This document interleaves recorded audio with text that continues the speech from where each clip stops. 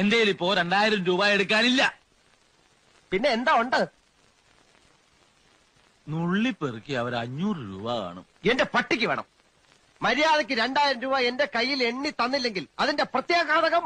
പ്രത്യാഘാതം മേഘം എന്നുള്ളതിന്റെ ഇയാൾ എന്നെ പഠിപ്പിക്കൊന്നും വേണ്ട. പ്രത്യാഘാതം അത് ഭയങ്കരമായിരിക്കും.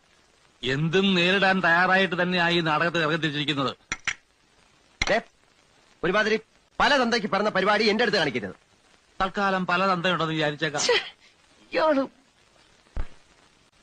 ഞാൻ പോവാന്ന്. അതെ, കുറച്ച് പതുക്കെ പറഞ്ഞാലും കേൾക്കാം. പിന്നെന്താ ഞെട്ടാത്തത്? സാധാരണ ഇത്ര നിസ്സാര കാര്യങ്ങൾക്ക് ഞാൻ ഞെട്ടാറില്ല. ഓഹോ, പിന്നെ ഞാനെങ്ങനെ വെറുതെ പോകുന്നൊന്നും വിചാരിക്കണ്ട. ഈ വിവരം മുഴുവൻ ആ മൂപ്പിലാനെ കണ്ട് ധരിപ്പിച്ചിട്ടേ ഞാൻ പോവും. ഒരു ചാൻസ് കൂടെ തരാം. 250 250 ഉറപ്പിക്കുന്നോ? രണ്ടുപേരോടും കൂടെ ചോദിക്കുന്നത്. എടോ, തനിക്ക് നാണമില്ലേണോ?